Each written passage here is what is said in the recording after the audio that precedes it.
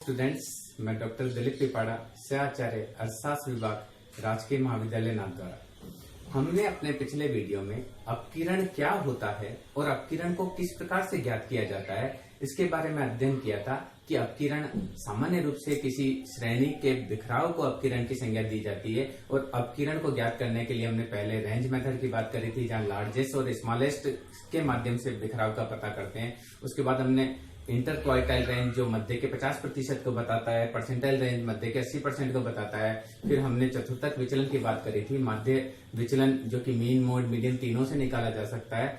इस प्रकार से हमने अपकिरण ज्ञात करने की विभिन्न विधियों का अध्ययन किया था। उसी क्रम में आज हम अपकिरण ज्ञात करने की एक अन्य विधि का स्टडी करेंगे जो कि प्रमाप विचलन के नाम से जानी जाती है। प्रमाप विचलन को अपकिरण ज्ञात करने का सबसे अच्छा माप माना जाता है, क्योंकि जो अन्य माप है जैसे रेंज मेथड है उसमें केवल दो ही मूल्य काम में लिए जाते हैं, अधिकतम मूल्य और न्यूनतम मूल्य।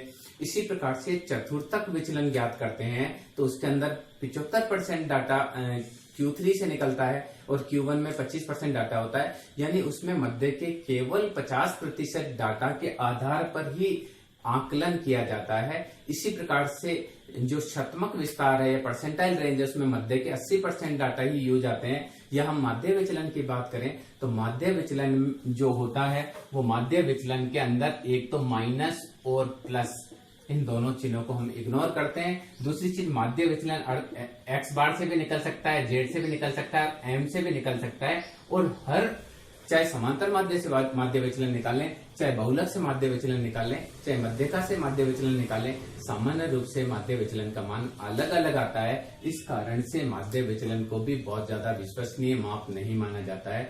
यही कारण है कि अपकिरण के सर्वश्रेष्ठ मापों में प्रमाप विचलन की गणना की जाती है, क्योंकि प्रमाप विचलन एक ऐसा माप है जिसमें प्लस और माइनस को इग्नोर करने की जरूरत नहीं होती है, क्योंकि प्रमाप विचलन का कैलकुलेशन करते समय जो भी विचलन आता है उसका वर्ग का प्रयोग किया जाता है।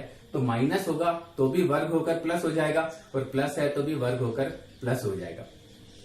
प्रमाप विचलन को ज्ञात करने की विधि कार्ल पियर्सन, जो कि प्राणी शास्त्र के विद्वान थे, उन्होंने इस प्रमाप विचलन को ज्ञात करने की विधि थी।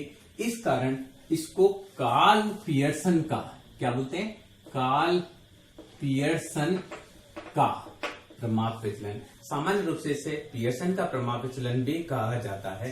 प्रमाप विचलन ज्ञात करने के लिए दो प्रकार की विधियां हैं। पहली विधि जो होती है वो सामान्य रूप से जैसे इंडिविजुअल सीरीज है, इंडिविजुअल सीरीज में प्रमाप विचलन इसको बोलते हैं सिग्मा। ये सिंबल है हमारा प्रमाप विचलन ज्ञात करने का।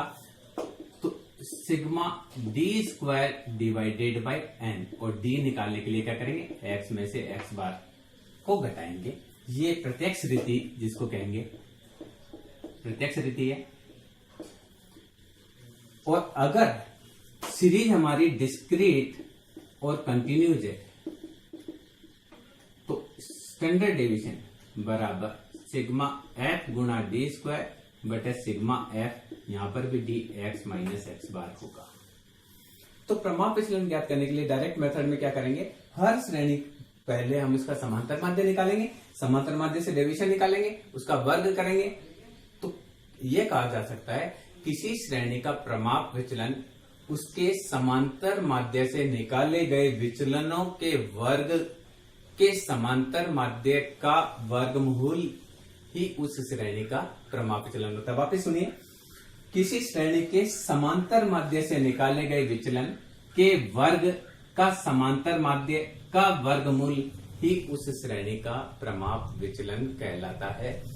कोफिशिएंट ऑफ ये अपकिरण ज्ञात करने का सापेक्ष माप है। निरपेक्ष माप करने के लिए हम करेंगे कोफिशिएंट ऑफ स्टैंडर्ड डेविएशन। तो स्टैंडर्ड डेविएशन में हम समांतर माध्य का भाग देंगे तो इसका कोफिशिएंट प्राप्त होगा। इसी प्रकार से कल्पित माध्य रीति से भी हम निकाल सकते हैं।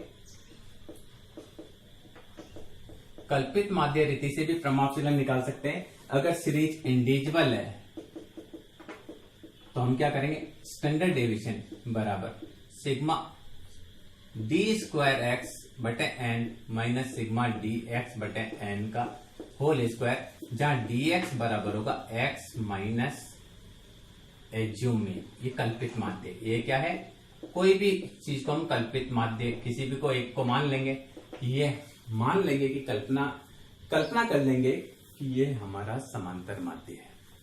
अगर इसमें डिस्क्रीट और कंटिन्यूस सीरीज हो तो फॉर्मूला हो जाएगा sigma f D square D sigma f minus sigma f D x बटे सिग्मा एफ का होल स्क्वायर, जहां dx निकालने के लिए वही यूज करेंगे x माइनस कल्पित माध्य है। तो सीधी रीति से भी हम निकाल सकते हैं। अगर पॉइंटों में डाटा है तो सीधी रीति से निकालने में या उसका वर्ग करने में दिक्कत आएगी, तो हम उसके बाद में उस प्रकार की समस्या हो तो हम कल्पित माध्य रीति का प्रयोग कर सकते हैं। इसके अलावा एक पद विचलन रीति भी होती है, जिसमें स्टैंडर्ड डेविएशन बराबर sigma f d dash square x बटे sigma f minus sigma f d dash x बटे सिग्मा एफ का होल स्क्वायर, और यहाँ आई का वर्णन कर देते, मल्टीप्लाई कर देते हैं, और डी डैश एक्स निकालने के लिए क्या करते हैं, डी एक्स में आई का भाग देते हैं। यानी पहले आई का भाग देकर इसको छोटा करेंगे और वापस उसको आई का क्या कर देंगे, गुणा कर देंगे। बात एक ही है, इससे निकालें, इससे निकालें, इससे निकालें, किसी भी सूत्र से निकालें, प्रमाप विचलन के मान में कोई भी अंतर नहीं आएगा। और कोफिशिएंट ऑफ स्टैंडर्ड डेविएशन वो का वही होगा, standard deviation divided by x bar. ये जो है वो अपकिरण का सापेक्ष माप है और ये निरपेक्ष माप है। ये अगर देखिए इनमें डाटा है, इंच में है तो आपका मान भी इंच में आएगा, सेंटीमीटर में है तो सेंटीमीटर में आएगा, आयु वर्ष में है तो वर्ष में डाटा आएगा, किलो में है तो किलो में आएगा। पर कई बार क्या होता है कि अगर हमको दो प्रमाप विचलन की आपस में तुलना करनी है और एक हमारा इंच में दे रखा है और दूसरा हमारा सेंटीमीटर में दे रखा है, जैसे विद्यार्थियों की आयु है, विद्यार्थियों की लंबाई है, वो कहीं सेंटीमीटर में दे रखी है और कहीं इंच में दे रखी है, तो ऐसी स्थिति में प्रमाप विचलन की तुलना किया जाना कठिन होता है। तो उसको तुलनात्मक बनाने के लिए हम कोफिशिएंट निकालते हैं। कोफिशिएंट में दोनों का परसेंटेज में आता है या पॉइंटों में आता है, तो उससे हम अनुमान लगा सकते हैं कि दोनों में प्रमाप विचलन की क्या स्थिति है। इसका क्या उपयोग होता है आगे हम वीडियो पढ़ेंगे, तब देखेंगे कि किस प्रकार से प्रमाप विचलन बहुत इंपॉर्टेंट होता है। यहां हम एक इंडिविजुअल सीरीज का प्रॉब्लम लेंगे और उसको प्रत्यक्ष रीति से निकाल कर देखेंगे और कल्पित माध्य रीति से निकाल कर देखेंगे कि प्रमाप विचलन और उसका गुणांक किस प्रकार से ज्ञात किया जाता है। तो जैसा कि आपको पता है कि प्रमाप विचलन अपकिरण का सबसे उत्तम माप है, तो अधिकतर जो सवाल आते हैं या परीक्षा में जो प्रश्न पूछे जाते हैं अपकिरण से, उस अपकिरण से सबसे ज्यादा प्रश्न कार्ल पियर्सन के प्रमाप विचलन गुणांक के आधार पर ही पूछे जाते हैं। तो सबसे पहले क्या करेंगे, इंडिविजुअल सीरीज है, इनमें प्रमाप विचलन किस प्रकार से ज्ञात किया जाता है, इसके लिए हम एक व्यक्तिगत श्रेणी की प्रॉब्लम लेते हैं। 10 आइटम हमने लिए हैं जिनका मान है 41, 44, 45, 49, 50, 53, 55, 55, 58, 60, टोटल इनका 510 है। अब इससे हमको प्रत्यक्ष रीति से प्रमाप विचलन निकालना है। तो प्रत्यक्ष रीति से प्रमाप विचलन निकालने के लिए सबसे पहले हम समांतर माध्य की गणना करेंगे। तो राशियों का योग डिवाइडेड बाय n, तो 510 डिवाइडेड बाय 10 दैट इज 51। तो ये इनका जो समांतर माध्य आया है वो 51 आया है। अब हम इसका विचलन निकालेंगे। समांतर माध्य से विचलन d बराबर होता है x माइनस एक्स बार। तो हर में से हम क्या करेंगे, 51 को घटाएंगे तो ये आएगा -10, -7, -6, -2, -1, 2, 4, 55 से 51 गया 4, 58 से 51 गया 7 और ये 9। तो यहां देखेंगे टोटल आएगा 0। दूसरा हमको डी स्क्वायर की गणना करनी है। डी स्क्वायर का मतलब हमको इसका वर्ग करना है। वर्ग करना है तो 10 10 जा 100, 7 7 जा 49, 6 6 जा 36, 2 2 जा 4, 1 4, then 16, then 16, then 14, then 81। तो ये टोटल आपका आएगा 356। तो स्टैंडर्ड डेविएशन बराबर होगा sigma d square divided by n. तो आएगा 356 डिवाइडेड बाय 10 दैट इज 35.6 और इसका निकालेंगे तो आएगा 5.97। तो स्टैंडर्ड डेविएशन का मान क्या आया, 5.97। और कोफिशिएंट ऑफ स्टैंडर्ड डेविएशन निकालने के लिए स्टैंडर्ड डेविएशन में x बार से क्या करेगा, x बार से डिवाइड किया जाएगा, तो आपका आएगा 5.97 डिवाइडेड बाय 51, तो ये लगभग आएगा 0.117। इस प्रकार से प्रमाप विचलन की गणना की जा सकती है। ये प्रमाप विचलन ज्ञात करने के लिए हमने प्रत्यक्ष रीति का प्रयोग किया था। अब देखिए, इसी को प्रत्यक्ष रीति की जगह हम, अगर हमारे पास आइटम है ऐसा है कि कैलकुलेशन करने में गलती होने की बहुत संभावनाएं होती है, दूसरा यहाँ पॉइंट नहीं है, अगर दशमलव के बिंदु में होंगे तो उसको वर्ग करने में हमको परेशानी आएगी। तो इन समस्याओं का समाधान करने के लिए हम कल्पित माध्य से भी प्रमाप विचलन की गणना कर सकते हैं। देखिए, कल्पित माध्य रीति में किस प्रकार से करेंगे, हम इसको कल्पित माध्य रीति,